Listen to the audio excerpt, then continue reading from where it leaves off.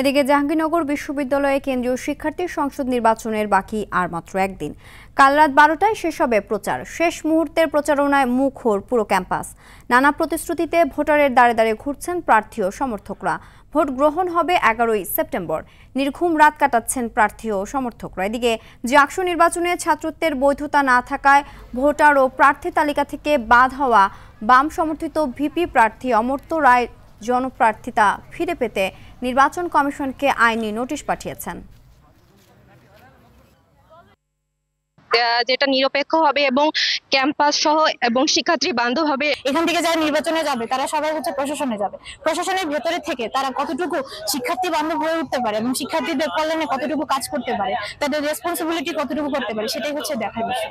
আগামী 11 সেপ্টেম্বর যে নির্বাচন অনুষ্ঠিত হবে সেই নির্বাচনে শিক্ষার্থীরা আমাদেরকে স্বতঃস্ফূর্তভাবে ভোট দিয়ে নির্বাচিত করে যে আমাদেরকে যে একটি কার্যকর ছাত্র সংসদ গড়ে তোলার জন্য সর্বোচ্চ সহায়তা করবেন। দর্শক, এ বিষয়ে আরো জানাতে জাহাঙ্গীরনগর বিশ্ববিদ্যালয় থেকে সরাসরি যুক্ত হচ্ছেন সহকর্মী ওমর ফারুক। ফারুক, বিশ্ববিদ্যালয় নির্বাচনের শেষ মুহূর্তের প্রস্তুতি কেমন, আর প্রার্থিতা ফিরে পেতে আইনি নোটিশের বিষয়ে বিস্তারিত আমাদের জানাবেন। চিন্তি, আপনাকে ধন্যবাদ। আমি এই মুহূর্তে রয়েছি জাহাঙ্গীরনগর বিশ্ববিদ্যালয়ের যে প্রশাসনিক ভবন রয়েছে সেই ভবনের সামনে আমি দাঁড়িয়ে রয়েছি।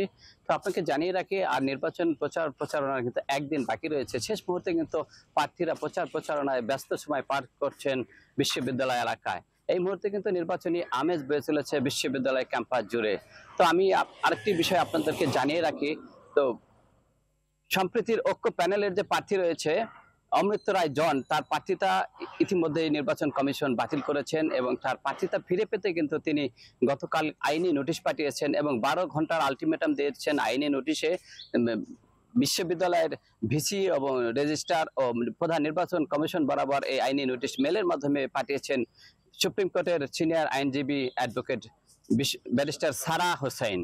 তিনি বলেছেন যে 12 ঘন্টার মধ্যে তার প্রার্থিতা ফিরিয়ে দেওয়ার আহ্বান জানিয়েছেন, অন্যথায় তারা রিট করবেন বলে এই আইনি নোটিশে কিন্তু উল্লেখ করেছেন। তো এই বিষয়টি নিয়ে কিন্তু এই মুহূর্তে একটি বিশ্ববিদ্যালয় জুড়ে সংখ্যা বিরাজ করছে যে আইনি জটিলতায় যদি নির্বাচন আটকে যায় সেক্ষেত্রে কিন্তু দীর্ঘ 33 বছর পর যে নির্বাচন অনুষ্ঠিত হওয়ার কথা রয়েছে সেই স্বপ্ন যেন নষ্ট না হয় সেজন্য সেদিকে সজাগ থাকার জন্য এবং বিশ্ববিদ্যালয় প্রশাসনের প্রতি আহ্বান জানিয়েছেন সাধারণ শিক্ষার্থীরা। তারা চাচ্ছেন যে জাকসু নির্বাচন যেটা যথাসময়ে যেন অনুষ্ঠিত হয়, সেজন্য তারা প্রয়োজনীয় ব্যবস্থা গ্রহণ করবেন বলে এমন আহ্বানই তারা জানিয়েছেন। তো এই মুহূর্তে কিন্তু বিশ্ববিদ্যালয় জুড়ে নির্বাচনী যে আমেজ সেটি কিন্তু অব্যাহত রয়েছে। তো সিনথিয়া, আমার কাছে এই ছিল বিশ্ববিদ্যালয় থেকে সর্বশেষ।